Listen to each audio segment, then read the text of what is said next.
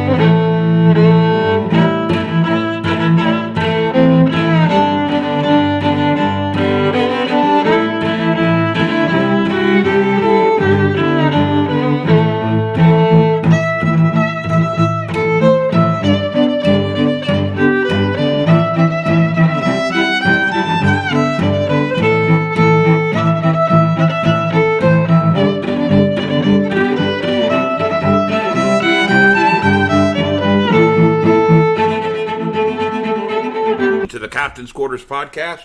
I believe it's our 51st episode, and cheers to my crewmates, Davey, Longwood, and Hellfire, Henley. Good to see you aboard, mates. Good to see you. Good to see you too, Captain. Well, that's a little bit on the bland side. A little bit of Goslings tonight. Black strap, or black seal. Tastes a little on the flat side, though. Might have to just go ahead and discard that one. Oh, well. Ladies and gentlemen, yes, it is the Captain's Quarters podcast, 51st episode. I should put my hat on just for the occasion. Very good. And we want to tell you how you can find us. Go to YouTube. Look up Captain's Quarters podcast. Please like us. Please subscribe to us. Not that I'm begging or anything, but it would be really great to have you here on board with us for all our shows. You can hit that bell. You'll get a reminder once in a while. And join us for every Monday night at 8 p.m. Eastern Standard Time to be a part of our show. Every time, it's something different. We always talk about history, and we have a good time. And lately, many of our shows have gone way over the hour mark. And I'm quite proud of that, because that just means that we have a lot to share. And we have some good questions and good commentary from our gallery watching what we're doing. So go to YouTube. Look up Captain's Quarters Podcast. Hit the like and of subscribe and the bell. And be a part of what we're doing. You want to get up here?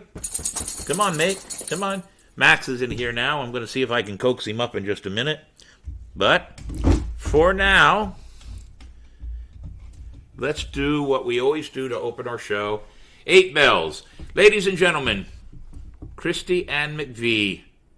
Yes, you probably know her from Fleetwood Mac. She just passed away November 30th. And there's another one, Robert Emmett McGrath. He just passed away December 4th. He is best known as one of the main players of Sesame Street. Yes. And then the last one, and for some reason I can't actually see it, but I do have something on my screen here. Hold on a minute. Let me see if I can find it. That way I can tell you a little bit more about these fine people. Let's talk about McGrath. Original Sesame Street actor who played the neighborhood Mr. Bob Johnson for nearly 50 years. He was also responsible for some of the major songs of Sesame Street, for including People in Your Neighborhood and Sing a Song. How about that, ladies and gentlemen? Let's see if we can find some of these others here that I brought in. Come on. Go away. There it is. Christy McVie, you know her from Fleetwood Mac. And, of course, also, I can see him now. Well, nice computer's not doing it. You know this guy, the last one, the third one. He starred in Walker, Texas Ranger, but one of the other things, he was the computer whiz in the first Die Hard movie. He was a bad guy, if you remember right. So, ladies and gentlemen, as always, we like to give 8 bells, traditional Navy and pirate, to each one of these. So, Mr. Longwood, 8 bells, please.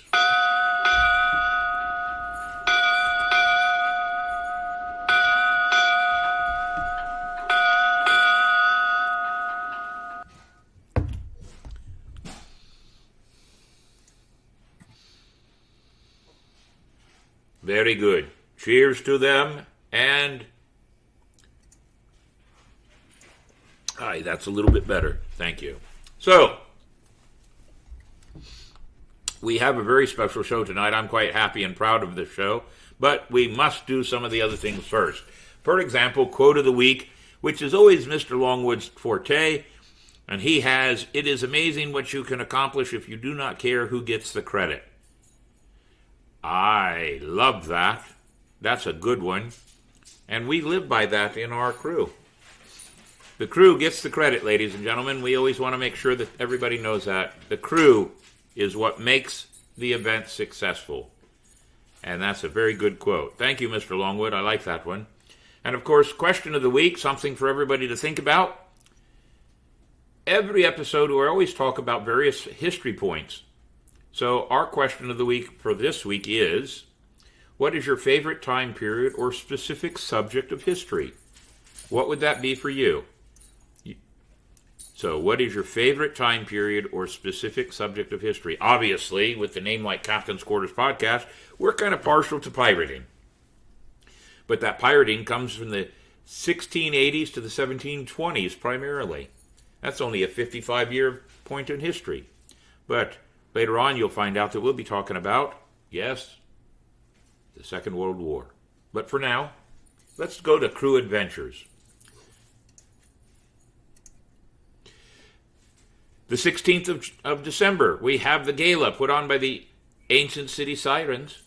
It is their holiday gala, and they will be collecting toys for the toy drive and helping out some of the foster families here in St. Johns County. January 27, 28, and possibly 29, we're still working on the third day, is the Old City Pirate Fest here in St. Augustine on the grounds of the Colonial Quarter. We could also be looking forward to Edgewater. The Edgewater event we were supposed to do November 4th has been moved to January 7th. So if you hear a clown noise in the background, it seems that Max has found a toy that makes noise. He hasn't played with that for weeks, and all of a sudden he's found it. Hey, Max. Sounds like I got Harpo Marx in the background. All right, so there we have it, Crew Adventures. And, of course, Old City Pirate Fest is fast and furious approaching. We hope that you'll make time to come out and spend some time. Here's a few updates on Old City Pirate Fest. Not one, not two, but 3 bands have been booked for the weekend. 3. 1 for Friday night, 2 for Saturday night. A dinner has already been planned and set in motion. And a couple of other things. We're bringing in authors of many books from around the area if you want to meet some of your favorite authors and some of their books. So, plan on 27, 28, and 29 January, last weekend of January. It's also the last weekend of the Night of Lights. So, come on out and join us. On that note, we always have an update on any events that we just completed. Well, we just completed one. December 3rd, out at the St. Augustine Beach Pier, is their annual Light the Christmas Tree, their illumination. Ladies and gentlemen, it is my 7th year having been Santa Claus for them, and we've got some pretty good pictures. Do we have pictures, or do you have a slideshow, Mr. Longwood? We have pictures, but before we also did the parade. Oh, that's right. We did the Christmas parade in St. Augustine on Saturday morning. What have you got to show for that? There they are, the Ancient City Sirens coming down the street, and in the background there's their new ship, and many of the pirates were joined up. There is Miss Gina and Miss Cece. How lovely they look. And there's all the crew of the Ancient City Sirens and the St. Augustine Swashbucklers banded together to do what they do, make a great impression on the city when it comes to great pirates and great sirens. That's a great picture. There's the Addams family. Nope, not the creepy ones on TV, but the creepy ones here in St. Augustine. Aye, and there's our own Davey Longwood on the top deck. Very good. And, then we go to St. Augustine Beach Pier for the tree lighting ceremony, and guess who's sitting there with all the girls? Good old St. Nick himself. There's a great picture with all the ladies. Very good. And the ladies did some performances and some dancing out there, as they always do. And there's Santa with the powder monkey, Miss Cece and Miss Gina at the back of their ship. And they had mermaids too, ladies and gentlemen. Look at that. They had mermaids. I like the scenery they built there. Is that part of some of Miss Gina's new stuff? It is. Oh, very good. I know what we'll be using that for next Halloween. And there's the powder monkey sitting in the throne. With Powder monkey like that thing. Yes. And there's Santa Claus and Miss Claus. And guess what, ladies and gentlemen? That's Kilo. He is the canine officer of the St. Augustine Beach Police Department. And he sat with Santa for a few minutes. And I happen to know that he wants bones and treats for Christmas. And boy, was he a good dog. And there's just one of the many friends that came to say hello to Santa. Boy, does he look like he's happy. And that big family there, look at that family. All of them joined together to get one big picture, and I got to hold the little tiny one there. Look at that. If I remember right, that little one was only just a few months old. And that's what it was all about, ladies and gentlemen, taking pictures. Ah, look at that, right there, every one of them on the ship together. What a great picture that is. Yeah, do you notice, Captain, the ship was kind of pitching forward. We couldn't stay there too long. Aye. So the entire day was a full day. Oh, yes. We had the parade all that morning. I had to stay and do a couple of tours in the museum and then rush home and change into my alter ego and head out to the beach for that day. It was a grand time. Always preparing for Christmas. So that is our after-event time frame, and we hope that you enjoyed that. And I believe we've reached the point that, guess what? The 10-minute mark in our show, and I just hit 11, so we're good. It is my extreme pleasure. I'm totally thrilled to do this tonight. We're going to talk about history because we're only 2 days away from Pearl Harbor Day. But my special guest is my own son, William McCrae. He is a history teacher in northern Alabama, and let's bring him aboard. There he is. Look at that. Good to see you, son. Hey, how you doing, Dad?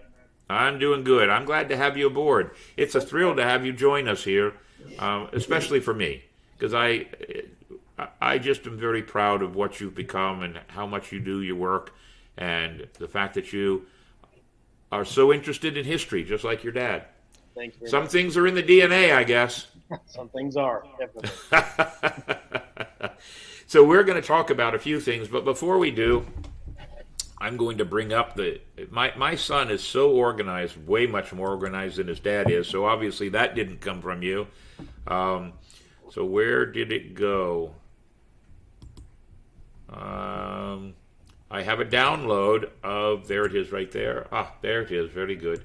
So my son made this wonderful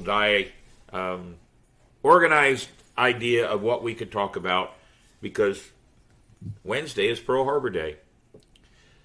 And as most people who know anything about history, it is a date which will live in infamy. There you go.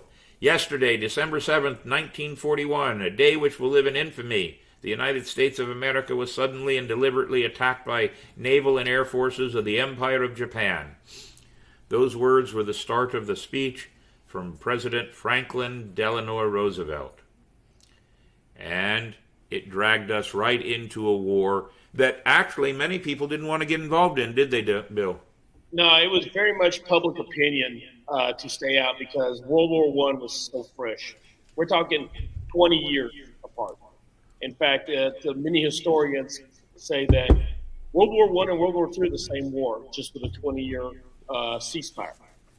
And anyone who was for the war, it was pretty much political suicide to this. So FDR couldn't come out and say, well, we got to go help. But, of course, in 1947, we did the Lend-Lease Act, which gave us power to give aid to people who had our interest. So we were involved in the war, just not fighting.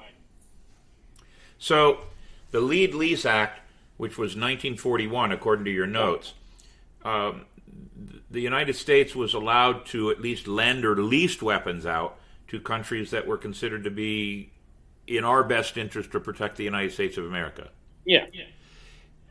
It's kind of, there's a parallel there, if you think about it. There's a slight parallel to some of the aid and assistance that we're giving to the Ukrainians. Very, very much so. We're even to the point. This thing I read the other day that we're actually starting to train some of their soldiers in Germany. Yes. Bring them back. So that is very much FDR was very smart. He knew we would be involved in the war, and setting up the Lend-Lease Act allowed England to hold on as long as they did till we could get there and start fighting. I do not think if the Lend-Lease Act hadn't happened, I honestly think Germany would have taken England without some of the support. I know that's to me an unpopular opinion, but it is my opinion on that. Well, you're entitled. You're entitled to an opinion. You are entitled to it, and when it comes to history, and I tell people this quite often. Of course, the Second World War doesn't fall into this category, except, and maybe by a small strand, but prior to the invention of recording devices and photographic equipment, everything we know about history is bits and pieces of all the different things that we have. And that still goes to this day, because the Second World War was 80 years ago. Yeah. So most of the people, all of the people that were involved in the decision-making process of the Second World War are not here to give their accounting. No. So we have to make our decisions based on, or our interpretations based on letters and manuscripts and whatever else they traded back and forth. Yeah. So it does create the idea that historians will have various opinions of certain parts and aspects of the war. It can cause some really great debate, especially if you get in a room full of historians to talk about some things. And a lot of the stuff that I research, a lot of the things I do when I write, I always look at the facts and I say, look at the facts.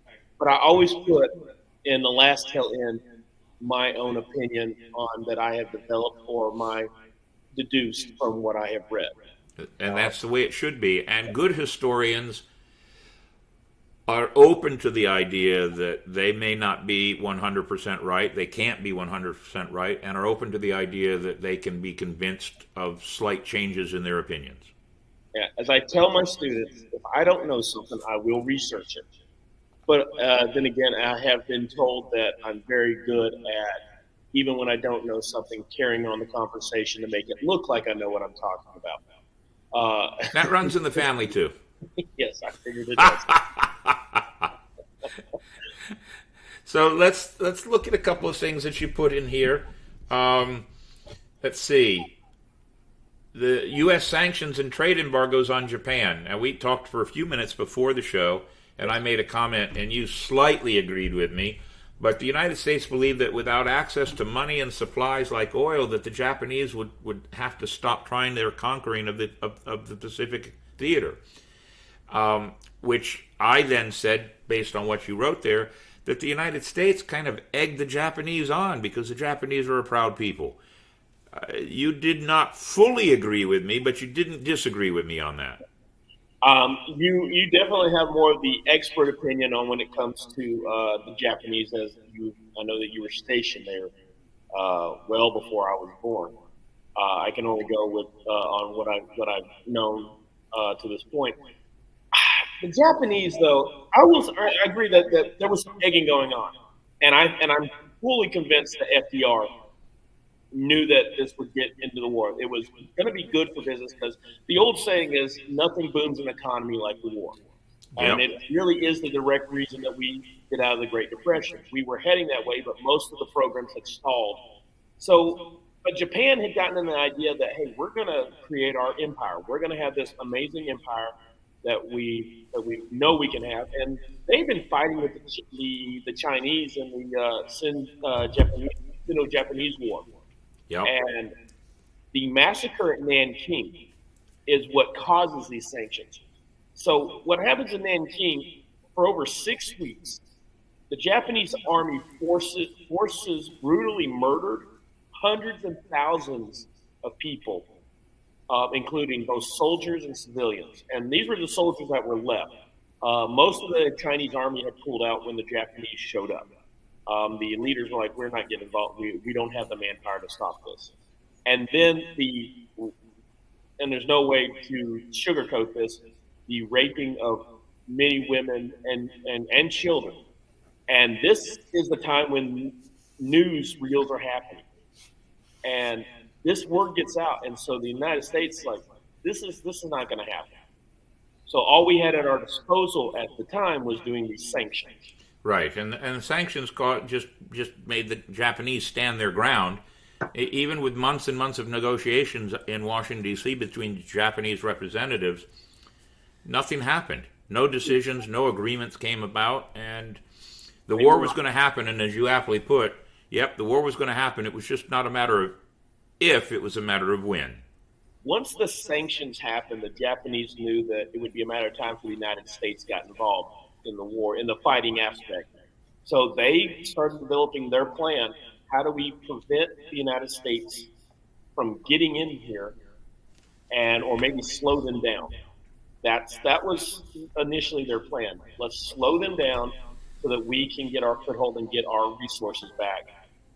Because we cannot take on a fully resourceful, functioning United States military. So the Japanese politicians wanted to make a formal declaration of war against the United States. Yes. But Yamamoto and his military leaders said, no. That would then ruin the surprise attack that they were planning on Pearl Harbor. Yeah. Correct? I would. Yes, they wanted a formal. That'd been like the foreign ministry. So really the emperor's people wanted a formal look at how they. There's rules to war. There's rules to war for everything, and they said, well, if we do this, if we attack, we are going to be violating some war, and there'll be some war crimes that we may have to answer for if we don't win. So they were going to say, these sanctions are an act of war, so we are going to declare war on you, which would have probably caused Germany and Italy to turn around and declare war on us too. So I would not say so much as Yamamoto, but Hirohito, who had pretty much taken a lot of the diplomatic and power from the emperor and kind of shoved him in a closet, in a sense, made those decisions. And Yamamoto comes up with his plan. So if we let the United States, if we declare war, then we may lose our element of surprise. And they will, the minute we declare war, they're going to be building. Now, it's not in I didn't see it in the notes that you sent me, but do you give any credence to the idea that the United States military may have had a little bit of a previous knowledge that the attack on Pearl Harbor was going to happen, but they just didn't give it any weight? The way I've always looked at it is, when I've read those stories, I compare it to 9/11. As I say, after 9/11 happened, of course, we heard this attack, we heard these channels. The United States gets thousands of threats against it daily. Right. And so no one believed that Pearl Harbor could be attacked. That it was just too far out of the way for the Japanese to consider. Midway, they believed the attack was actually going to happen on Midway or one of the islands in the South Pacific. They believed where we had some claim. That's where they believed. So they were actually more anticipating that attack rather than them coming into they're going to hit Pearl Harbor. There had been rumors, but it was taken with a grain of salt. Right. Now, if you take the idea that, hey, we knew it was going to happen, some historians have said, well, it had to happen. FDR let it happen. So I don't like to speculate on that, because you're talking about 3,000 people dying that day. Well, let's go back to what I said earlier, too. All the people that were involved in those decisions or those steps, they're not here to account for that. No. So that's where conspiracy theories and speculation always comes in. Yes. And you can choose whichever direction you want, but it's also not worth the argument or the fisticuffs that would come from people that would disagree.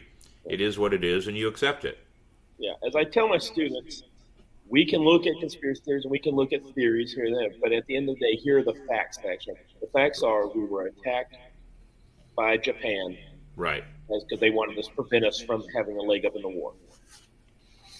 So you put something in here. The Japanese trained their pilots for about a year before the attack began. They made modifications to their torpedoes by using wooden fins to allow them to glide in 45 feet in a 45-foot depth harbor. Yeah. Something that I told you before the show, my first assignment in the Air Force was Misawa Air Base, Japan. That was where I met your mother, and that's where we got married. And there is an area of Misawa Air Base, Japan that's a raised hill, and on that hill was a building. And the shape of the building and the shape of the topography of the land, it looked like it from the air had a resemblance to a military United States aircraft carrier. And there's a lake next to it, so it gave them the appearance. And some say that the lake, and I do not remember what the name of the lake is there at Misawa, but they say that the shape of the lake was similar to the shape of Pearl Harbor as far as the water is concerned. So it gave these pilots who were training, because Misawa was a Japanese base before the Americans, way before the Americans. It was a Japanese air base. So they were training on that base. And it gave them the opportunity to see from the air what their targets were going to look like when they made their attack on Pearl Harbor. Because a lot of the flying back then in the Second World War, some of the flying was seat of the pants flying. And visual aid of what you're, or visually seeing what you're attacking. So, and that's a piece of history that when we were on the air base, I got to go up and look at this building and look at the land and everything else, and I've seen it from the air also. So it was an interesting piece of Misawa Air Base history that I knew about being attached to the Second World War. It was very interesting. Japan's fleet was fairly large, 6 aircraft carriers and 420 planes. And they practiced kamikaze in Pearl Harbor.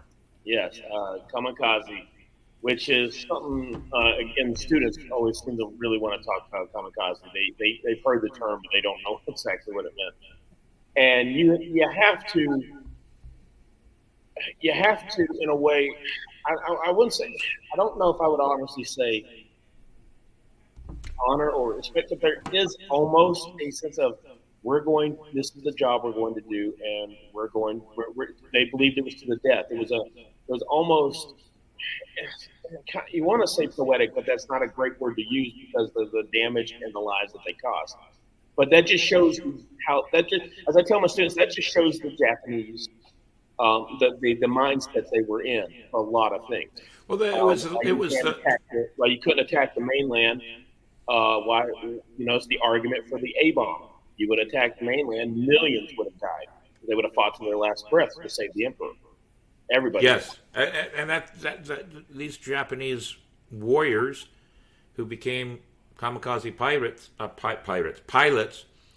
they it was all about their loyalty to their country, their emperor, their flag. Loyalty is one of the strongest emotions that comes from any war. When you are sending people to war, when you're a leader or when you're involved in the battles, that loyalty is something that will overcome the fear or the intrepidation that comes from the battle itself. So it's got to be something that's very, very strong, and the Japanese people, even to this day, are very, very loyal and very staunch about their history, their genealogy, their ancestry. Bushido is a term used by the Japanese still to this day, that Bushido is the honoring of their legacy, both past, present, and future. And some of the stuff, and one thing I read years ago, from someone who was serving I think it was a General McCormick. He talked about how the fierce loyalty that they knew that these men had, and that is they had an idea. You can change someone's beliefs, you can change someone's thoughts, but it's very hard to kill an idea. It's very hard to kill an idea because ideas grow. So radar was very, very new to most people. Yeah. And so the Japanese knew this, and radar could not penetrate mountains. Yeah. So the Japanese forces came with the mountains as their cover, and then up and over. And in many cases, were flying 45 and 50 feet off the deck. Yeah. Now, they only had like 3 radar stations. And to the military, radar was not like technology. It was just a gadget. Yeah. Yeah. So it was very, and it didn't have the sophisticated, just someone would show up, oh, there's something there. You know. So Pearl Harbor starts at what, 8 a.m. in the morning? Just about 7:55, the planes start showing up in the sky. And the first bomb that crashed through the USS Arizona, which we're going to talk about a little bit more here, was an 18-pound bomb, they say, and it crashed through the deck of the Arizona right into the ammunition hold, which was a perfect hit and blew the entire ship, and it sank almost instantly with 1,000 men aboard that ship that all went to the bottom. I think that the best depiction, and I don't really quote this as a historically accurate movie, but Pearl Harbor, I think, shows the best depiction of what happened to the Arizona. Yeah. And the way it blows up and it pretty much just kind of lifts out of the water and separates. And then the second ship that went was the battleship Oklahoma. It had 400 soldiers aboard. The explosion caused the Oklahoma to lose balance and roll over on its side and right into the water. All these ships were tied to the dock. None of them were out in the water. And the term shooting fish in a barrel, because they had them lined up in rows. It was easy. It was like easy targets. There was nowhere to go, nowhere to get them out, nowhere to go. And I think of also, I come to mind Dunkirk, the Battle of Dunkirk, when the guys were sitting on the beach with no cover, and the planes were flying down and shooting at them. A lot of these guys had no cover, and they're also waking up. They're this is what woke them up. It's Sunday. Some of them are getting to sleep in, and they're not. No one's expecting this, and they get the word. They knew, again with the radar, they knew that a group of B-17s was coming into Hawaii, and a report was written up that there was this blurb that showed up on radar, and it was identified. Well, it's probably the B-17s earlier. The report would be read, and that's as the first bombs were being hit. So within the first 2 hours, 9 ships are destroyed. Yeah. And you have a list of them here. The Arizona, the Oklahoma, the California, the West Virginia, the Utah, the Maryland, the Pennsylvania, the Tennessee, and the Nevada all suffered damages within the first 2 hours. Now, the Arizona and the Oklahoma are the only ships that actually were destroyed. The rest of those ships actually were salvaged and actually were put back into the war. So only 2 ships actually were destroyed. They took a lot of heavy damage, but the California, West Virginia, Utah, Maryland, they all made it out eventually and refixed. So because Pearl Harbor is in 2 days, we honor all those, but the aftermath is terrible because the Japanese attack crippled and destroyed 20 American ships and more than 300 of our airplanes. 20 American ships and 300 of our airplanes, as far as the Pacific Force was concerned, and you don't have this in your notes, but as far as the Pacific Force was concerned, that was almost half the Pacific Force right there. The planes and the ships destroyed. Half the force of the Pacific. Yeah. It was amazing. And 2,400 U.S. personnel were killed. This includes sailors, soldiers, and civilians. 1,100 wounded. Japanese lost 29 aircraft and 5 midget submarines and only 129 soldiers. Yeah. They did get there.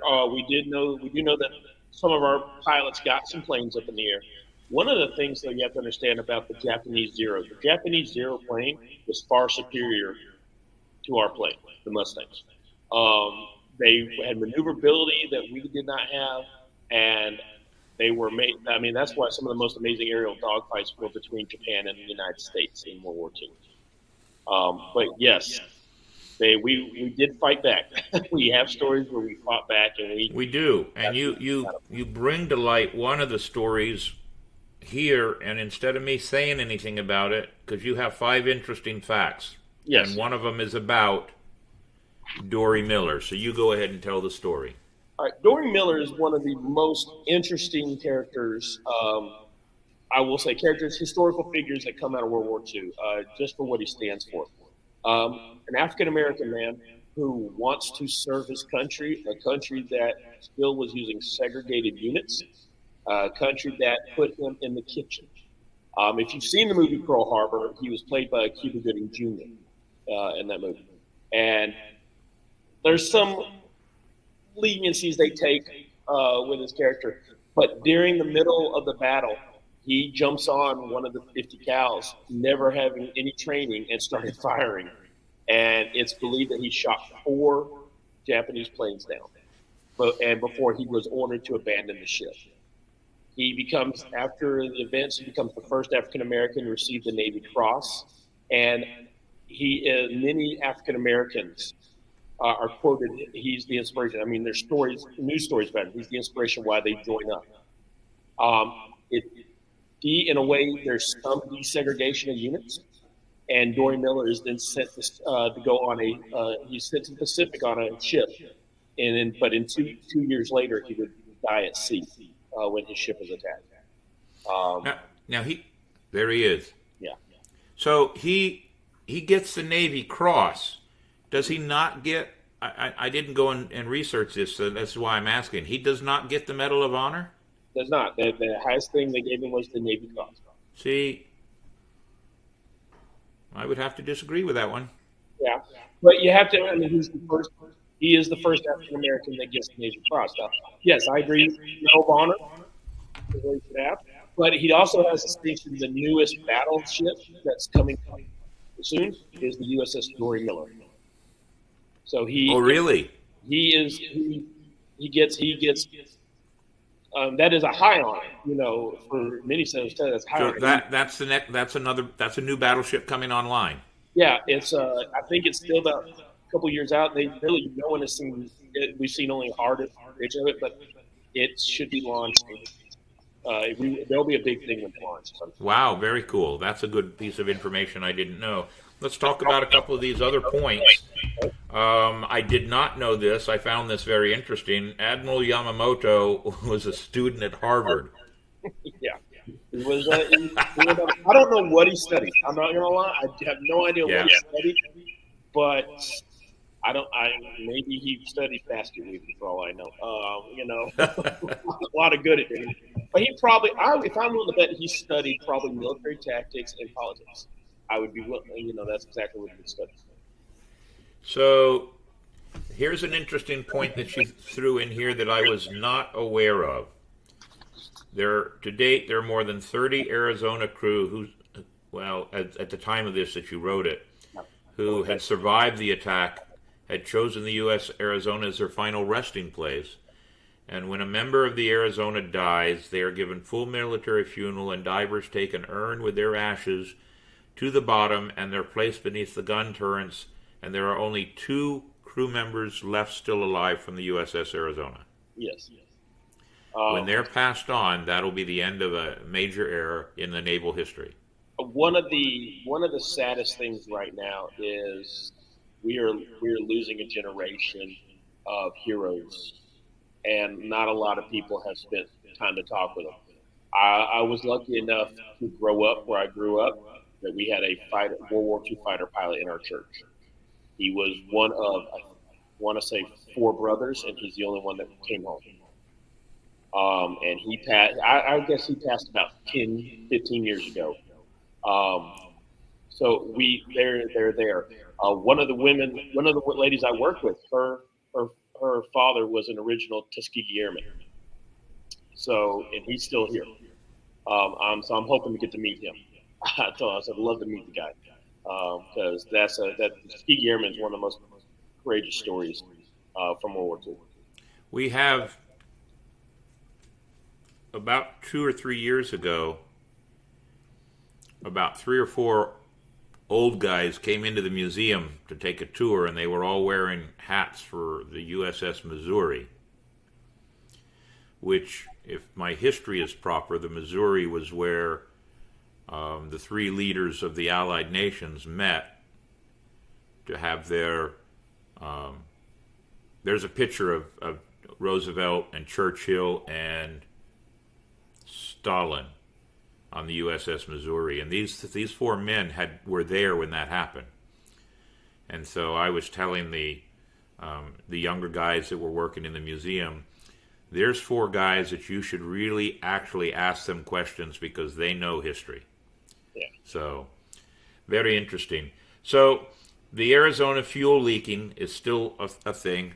500,000 gallons of fuel remain to be slowly leaking into the ocean, but they do keep track of it, and they do watch. But it's not leaking that badly. No, it's well, you would think it's not. It's called the Tears of Arizona. The little black marks will show up in the water, and I think it says it leaks about 9 quarts a day. So that's not a lot. When you read it like that, you're going, that seems like too much to be leaking anywhere. But they do keep a monitor on it, and if it were to get, from what I understand, they're trying to develop plans to somehow safely get it out without really disturbing the resting place of 1,000 men. Because it is a cemetery, it is a grave site. Yeah. So that is. Now, have you been to Hawaii? No, I'm trying to go. I know that you've been to a lot of other places. You've done quite a bit of traveling. I have done some traveling. Because of your history. You've gone to Scotland and looked at our backgrounds. I've looked at. I have not gone to Scotland. Scotland is coming, hopefully coming up. But yeah, I know. I research. Oh, that's right. That plan is coming up. All right, very good. So what else would you like to share with us besides World War II history, or at least Pearl Harbor history?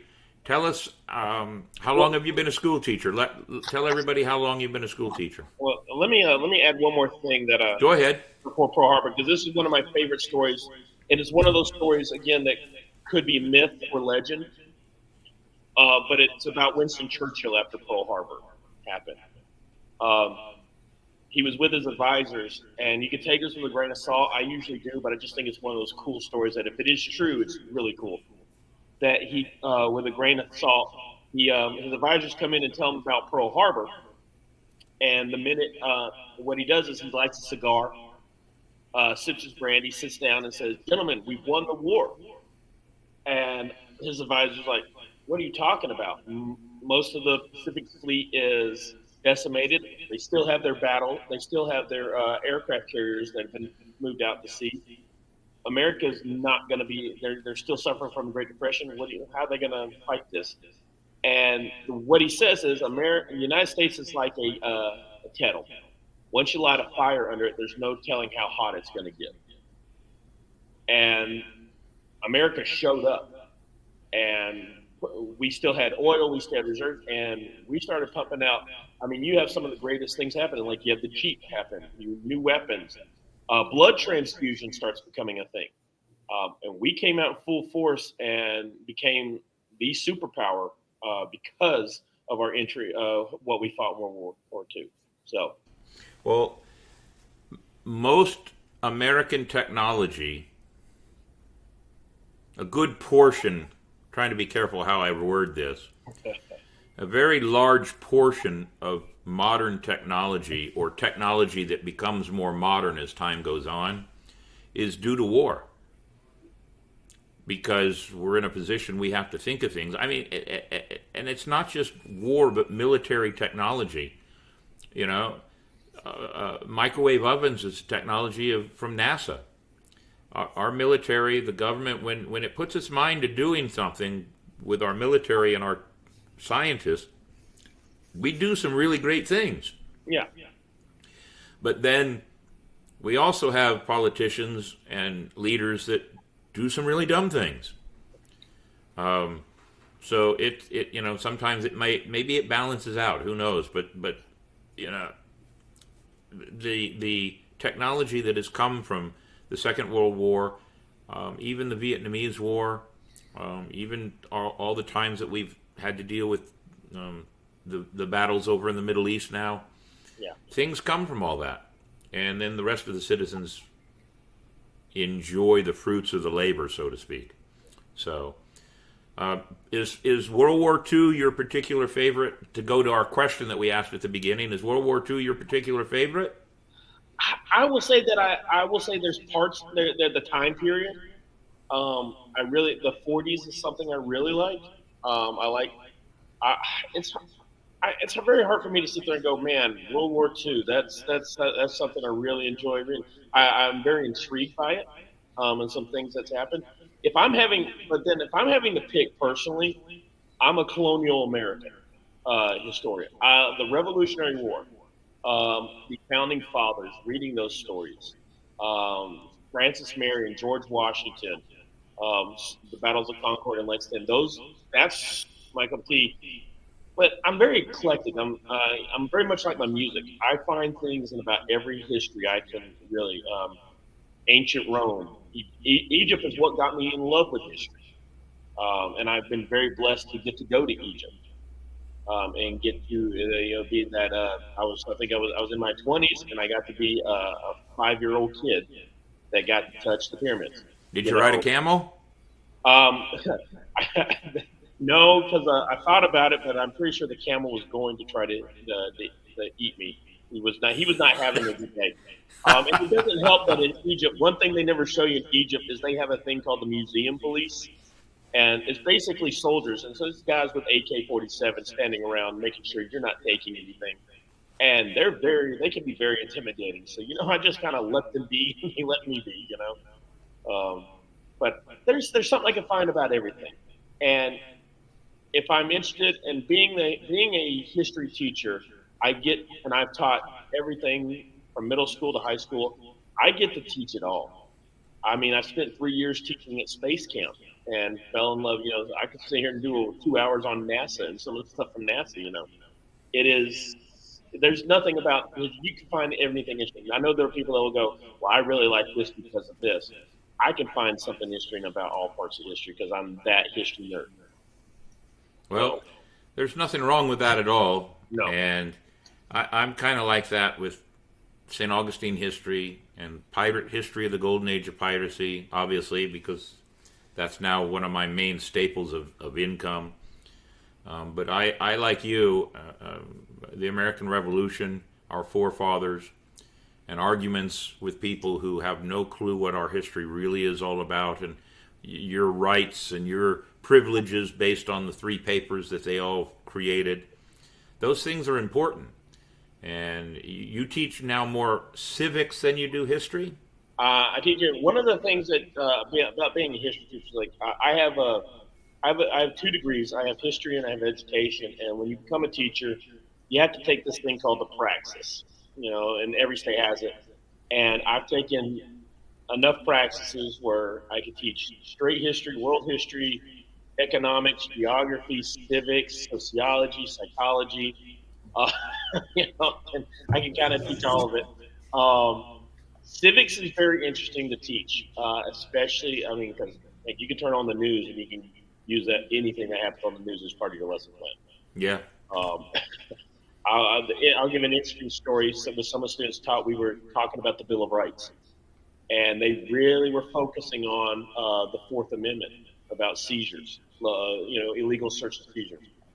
And one student came with that. Well, I guess that means the school can't take my cell phone. That's illegal. They can't search my locker. No, because that's property of the school, and you're under 18. So they were really ready for an argument. They wanted to go to the school boards and argument. Here's our argument. We get to have this kind of and I stopped it, and I had to apologize to my administration. I was like, if anyone comes to you guys. I'm sorry. Well, it's like the freedom of speech.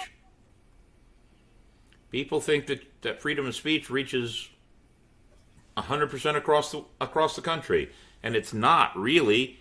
The freedom of speech is that the government cannot make laws and dictate and suppress freedom of speech. But a person who owns his own piece of property, if you come on his piece of property, or a store, and you come on their property and you say something that they don't agree with, they don't have to put up with it. It's like it goes with the you can't go and yell fire in a crowded theater. Yeah. So, well, it's like I tell one of my students. There's two things I tell when it comes to freedom of speech, and this is a big one. First of all, freedom of speech. The idea behind freedom of speech is mainly that the government cannot arrest you. You can speak out against your government, and that's Voltaire. That is all because of Voltaire and always getting jailed. Now, freedom of speech is a lot of people say, well, I can say whatever I want. Yeah, you can, but you shouldn't always. And sometimes there are consequences for what you say. All right, there can be consequences for what you say. And I always start off with this question with a lot of students: do the KKK have freedom of speech? And this is a very controversial thing to ask in class, because especially in Alabama. Especially in Alabama. In my classes, I'll have students go, no. But I always say, if you prevent them from speaking, then they're going to disappear, and we won't know what they're up to. I'm saying there are people that like to boast, like to boast their speech, and you kind of want to know some of the people that are going to be saying some of the. Well, that's an interesting way to look at it. And you want to know, and in a way, it protects us and allows us to, you don't. As I always say, like the person that's going to be screaming out on, I'm going to do this and that. You want to know that person. You want to know where that person is at all times, so you've got an eye on them. Right? That's a very interesting way to look at it. I never gave it that kind of a thought. That's a really interesting way to look at it. You're absolutely right. But but the minute you start to limit speech on one group of people, then it has to go to a limiting of speech on all groups of people. Yes. And so that's, and you're right. You have to be responsible for what you say. You have to accept the consequences for what you say. Mm-hmm. But the freedom of speech really does protect you from standing there and saying, the government's a bunch of knuckleheads. Yeah. You can't make threats. Now, you can't make threats to the government. Right. I mean, you can't. That's true. It's not free speech. And so you have to really kind of watch that. We have to realize that. It's going to be an argument always for the day of time what constitutes free speech. Absolutely. It constantly is, and it's going on right now because of all the things, and this will open up a can of worms, and we don't need to open the can of worms. But everything that Elon Musk is doing is really opening up more. Yeah, a lot more. And there are a lot of people that, we try not to get too political on this show. And this is one of those subjects that we really could very easily. Yeah. But I prefer to just say, I'd like to just sit back for a few more months and see how much more is going to happen before I want to weigh in on everything. But we'll see how it goes. So you've been a teacher now for how long? 7 years now. I've been teaching, but officially as a licensed teacher, 7 years. Because you did church ministry with the Methodist Church, if I remember right. Yes, I was a youth minister. I've been working with teenagers and students since I was 18. I lived in Vermont for 6 months and helped run a camp right on the lake. And then I went into, I've been working with groups and started doing youth ministry. And I traveled, was in Arkansas, came back to Alabama, and some things happened. And I was like, you know what, I need to go become a teacher. I'd already had one degree. I was like, I'm going to go get my second degree and become a teacher. But I taught at Space Camp for 3 years, which is where Space Camp is in Huntsville. In Huntsville, and it was the best decision. One of the best decisions besides marrying my wife. One of the best decisions I've ever made in my life because you threw Lauren in there real quick, didn't you? Yes, my wife is the best decision I've ever made in my life. Marrying her is the best decision. And well, she's a fine woman. If she's watching, I'm very happy that you've got her. I know she's watching, and I'll know she's watching when I walk in, and there's a big smile on her face because I've said the right things. Well, now you've been to St. Augustine once back in 2008. I've been to St. Augustine twice. I came for a family reunion. I think when I was 20s, when we had the family reunion. That would have been in 2004. Yeah, that was in 2004. We all went out there. That's right. And then you came and visited when we moved here in 2008 because you joined with me at the first pirate gathering we ever had. Yeah, And I was. That was a fun little time. Well, because I think it's been 3 because I came down for a visit when it wasn't the pirate gathering. I came down because the pirate museum was in the process of getting ready. Okay. It wasn't ready, and you were. I think the ship was still in play. You were on the ship. I was still working on the ship. And so if Lauren's watching, I'm going to tell Lauren if she's watching. Nice save there, dear. If Lauren's now we know she's watching. So Lauren, I've been trying to get my son to come back and visit, and I've even offered a few bribes here and there. So if you want to help me, I'd like to get you both to come back and visit sometime soon, because the history here, you'd probably appreciate too. But you both need to come and visit us. Well, we have talked about it. There's 2 things we've talked about. Just making a trip and coming down. Maybe, summer, as we're getting things in summer is really good for us to try to road. But I know that there is a Scottish festival with the clans in St. Augustine, and I've always thought that would have been kind of really cool. That's in March. That's in March, So it's one of those things. Again, we talk, and the more and more we talk about it, the more and more we try to make the plans. Well, if you want to come in March during the Celtic Festival here, I'm very busy that weekend because we're running one of the beer booths and I'm doing magic shows during the whole thing. But if you can take the time off from work or however you can work it out and come down and stay for a day before and a day after, that we can spend some time together. Let's talk about it and let's get you down here to St. Augustine. I'd love to show Lauren around the city. I would love to. There's some place I would love to go. As I said, I always tell people when they say, "What's in St. Augustine?" and I always tell them a couple places that I remember going to. But as I said, summer is probably going to be our best time. I will honestly say. Okay. Well, we'll work on summer then. Very good. Well, we need to push on with this show for just a few more minutes because I know that Davey Longwood goes to a great extreme to make sure that we get a good video. Now, you did 2 videos this time, correct, David? Yes. One of them is a child version of Understanding the Second World War. Yes. Do you want to play? How long is it? You want to play it? No, it's 5 minutes. I don't know. Or do you want to just play This Week in History?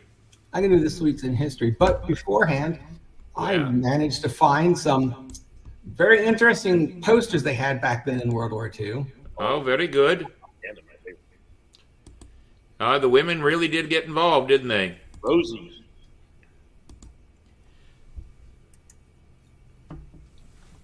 That's a good one.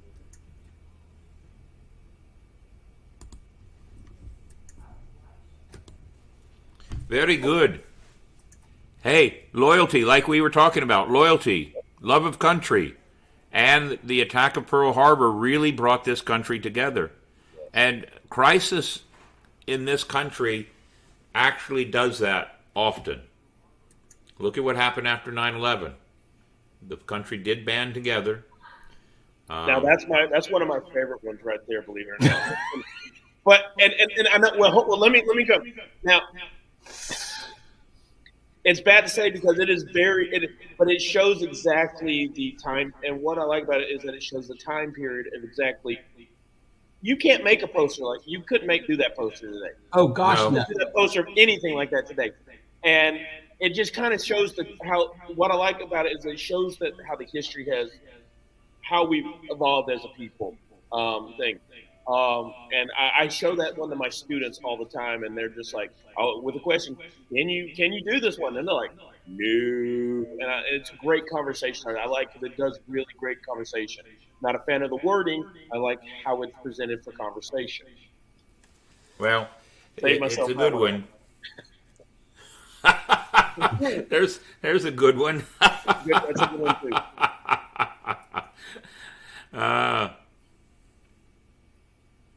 The Women's Land Army. I didn't know that. Wow. That was My just goodness. there's way more posters than that. I was just amazed.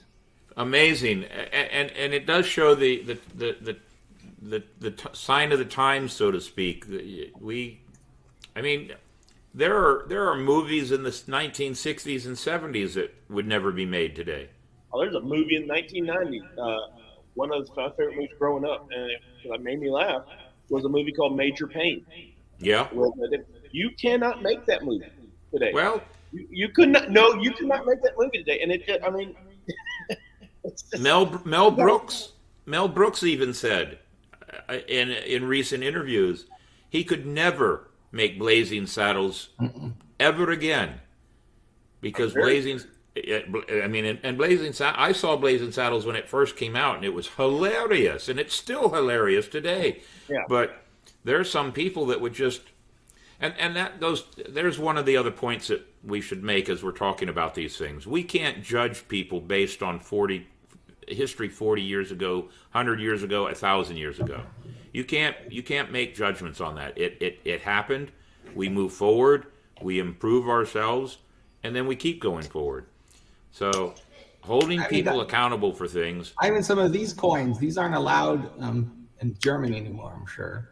Yeah. Nothing with a swastika on it. Nothing. I remember when I was a little boy, and as little boys, we played with plastic army soldiers all the time, and I had gray ones and I had green ones, and the gray ones were obviously German soldiers. And I made little Nazi flags for mine, and my dad, Grandpa Barnes, he was upset with me, and tore them apart and lost all my army soldiers for a while. So there's certain symbols and certain signs that you can't use anymore, and you shouldn't. But here's a good point.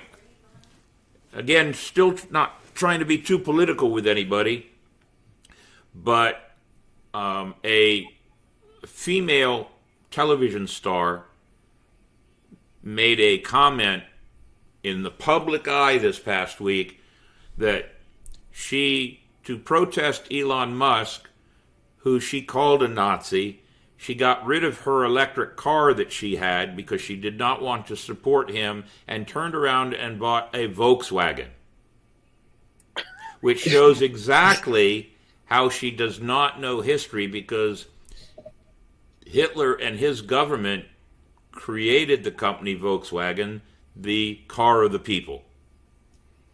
And her actions show exactly how some people think they know history or are oblivious to what history is all about. So it's good that you do what you do. Yeah. Well, and the one I always know is like a couple years ago, the monument to the Massachusetts 54th Regiment was vandalized. And what you got to realize about the Massachusetts 54th was they were one of the most successful all-black Union military group from the Civil War. And people defaced it with like they said it was like a racist Civil War thing. It just shows I get asked all the time, why do we need to learn this stuff? And I point this stuff out so we do not repeat this stuff. You learn history so you do not repeat it. You acknowledge that the bad happened, and you move on and you go, this is so we don't do this again. And the Massachusetts unit, that was the same unit that they made the movie Glory on. Same movie they made Glory on. Yeah. They had a white commander and an all black force. Yes. And they were hugely decorated and successful. And so, Frederick Douglass, some of his statues were torn down. He was a great orator and speech giver on equal rights and the what's the word I want to use here? The affirmative movement of black people in the culture of the United States. He was a voice. He's actually there's a plaque, and when you come to visit St. Augustine, I'll take you to where the plaque is. There's a plaque that he was on St. George Street at one point in time. So history's important. History is a constant lesson. And in front of everybody watching, and for this to be completely recorded for anybody else to ever watch, I'm extremely proud of you. Thank you. And so happy that you found your niche in life. And I will say this, I think that Lauren has made you an even better person. Yeah, I think so. So, Davey, Now I'll show this week in history. Let's do your week in history.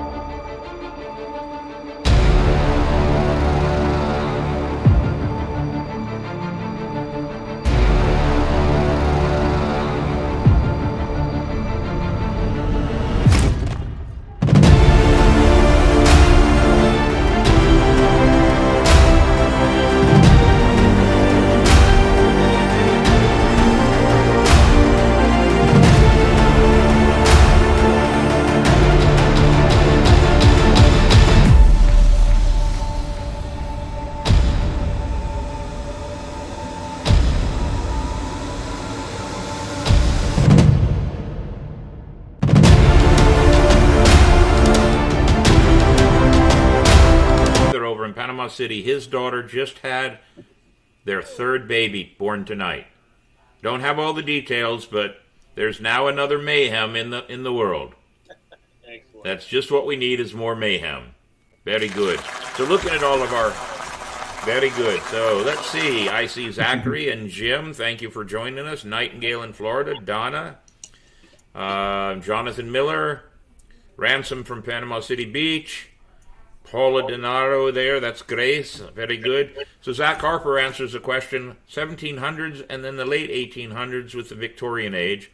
And Nightingale in Florida, she likes the history of pirates, but I've always been interested in French history, especially that of Saint Joan of Arc. All right, very good.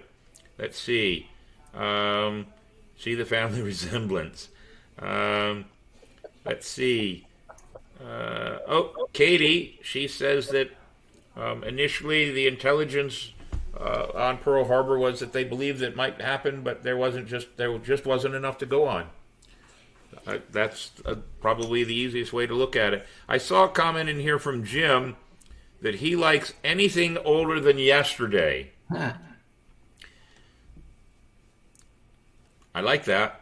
I'm trying to come up with something funny to say, but I can't right now. So, very good. Let's see what else. Mandy Brown from Utah is watching us.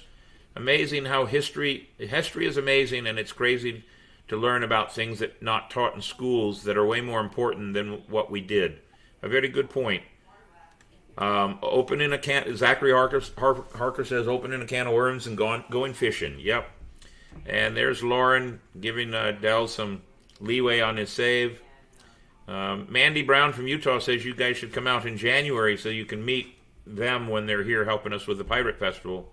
I know it's not going to happen because you're got school bound, and Lauren does say that you have a trip planned in that direction in 2023. I look forward to it. We got to really talk about it. There's the last poster should make us really think, because that can happen if we don't learn our history. Very good, very good. And of course, Paula says she likes Grace O'Malley history. All I got to say about that is, duh. And Danelle Everhart. Aye, a new watcher tonight. I happen to know that she's part of a new pirate crew in the area, and I'm glad that they're watching. Thank you very much. So, as we move on now, away from our messages and our comments, I would like to point out, new on the horizon. We have some great things coming up. Next week, the River Pirate will be here. It is no longer tentative. He has said that would be good. The River Pirate will come and sit here, and we'll test out a couple of rums and talk about rum history. October 19th, Gene Vermees is a leader of a tap dance crew called Quiet Noise. Boy, that's really embarrassing. I can't remember if that's the right name. I'll have to make sure I get that. December 26th, maybe a special story night. We're still playing with the idea because, it's the day after Christmas and who's going to want to do anything. January 2nd, John Stavely. He's a tour guide and historian here in St. Augustine. He's actually the school tour director of the Pirate Museum in the Colonial Quarter. He does Henry Flagler and knows much about Henry Flagler's history, and January 2nd just happens to be the birthday of Henry Flagler, so we're going to talk about Henry Flagler and his influence on St. Augustine. January 9th is still in the air. Adam Morley on the 18th. He ran for office here, but has a marina and a fish camp here on Anastasia Island. Longtime St. Augustine resident and the inventor of a card game called Pop Quip, which we are going to play around with on that night. The 23rd of January, unplanned. The 30th of January will probably be our after event for Old City Pirate Festival. I do have it on good authority, though, that Sheriff Hardwick is making plans, hopefully, for either the 9th or the 23rd. We'll still see what happens with that. And having the sheriff sit here in my home, in my studio, would be a great honor and a great flattering privilege. So there's what we're doing now. I'm working also on trying to get Troy Blevins on. I've known Troy since I've been here. He is part of the 904 now. And if I can get him and or Pete Melfi, what I'd like to do is get Troy one night and Pete another night and get them in here and get them on our show. So we'll see what happens. So there you go, ladies and gentlemen. We're already into February, and we hope that you'll stick with us and watch us. We also like to tell everybody, if you're, as this one goes up, if you're the captain of a crew or part of a crew and you want to brag about your crew and be a guest on our show, let us know. We don't send individual invites out to crews to be a part of our show, because then I would be accused of showing favoritism. So we always, every week, put this post out on Facebook and our show, that if you're the captain of a crew and have something coming up and want to be a part of our show, contact us. Let us help you out with the promotions and talking about the show. This here, ladies and gentlemen, are our fine sponsors. We have Ancient City Sirens. They helped us and worked with us over the weekend. Paper and Strings, Adam and Christy over in Tampa, great musicians. Dick's Wings, Shiver Me Pictures, that would be Scarlett Deerhart, and she'll be here in January for Old City Pirate Fest. Colonial Oak Music Park, and of course the St. Augustine Pirate and Treasure Museum. We'd love to have you be one of our sponsors, and we're working on a sponsorship package for 2023, and we hope that you will join us and be a part of our show. We also have supporting personnel of the show, and that would be the supporting cast of the podcast. That would be W. Mayhem Productions and the St. Augustine Swashbucklers. Of course, our Powder Monkey, who's made one appearance on our show in 51 episodes. And there is Hellfire Henley, Davey Longwood, and Captain Mayhem, with the logo for Captain's Quarters Podcast, done by our good friend out in Las Vegas, Nevada, the Sketchy Guy. And we're working on having him do a couple of other things for us, and we'll be showing that off to you soon. What else do we have? Our charities. Ladies and gentlemen, Inc. is investing in kids. They make sure that they help teachers with some extra money for supplies so that the teachers don't have to pull out of their own pocket. They have a store where the teachers can actually go online and get stuff that they need, that is stuff donated by Staples and any of the others, so teachers don't have to pull money out of their pocket. It's always a good thing to do. St. Augustine Youth Services. They help children in foster care program, and the Humane Society. Ladies and gentlemen, this year alone, we've given over 1,200 pounds of food to the dogs and cats of the Humane Society. And, of course, every year, our Toys for Pits. That's our logo there, our holiday project that we do every year. We've already given away $2,500. We have another $3,000 to give away, plus a slew of toys, and we'll be doing some of that on Wednesday evening this week. Reminder of the charities, which was that. And now Patreon. If you want to be a part of our show and support us in a very small way, ladies and gentlemen, go to Patreon. Use that image there and go to the website and find us, and you can be a monthly donor of $1 as a Powder Monkey or $5 a month as a First Mate. And we have 12 First Mates and 1 Powder Monkey. And, of course, our subscribers to YouTube, 281. Back in August, we were at 240-something, and I put the challenge out there that I wanted to be at 300 by the end of the year. Well, guess what, ladies and gentlemen? We're only 19 off, and we got 4 weeks to go. Are you going to be one of the 19 to help me make it to the subscribers of 300? And then once we get those 300 subscribers, we're making some plans to give something away. So get us up there quickly. And we have 6 sponsors. Ladies and gentlemen, we can't do the show without you. We need that help. Davey Longwood, Hellfire Henley, and myself, Captain Mayhem, we do not get a paycheck. We do this for the love of having a good time, sharing history, but the money we do make so far pays all the fees that we have to pay.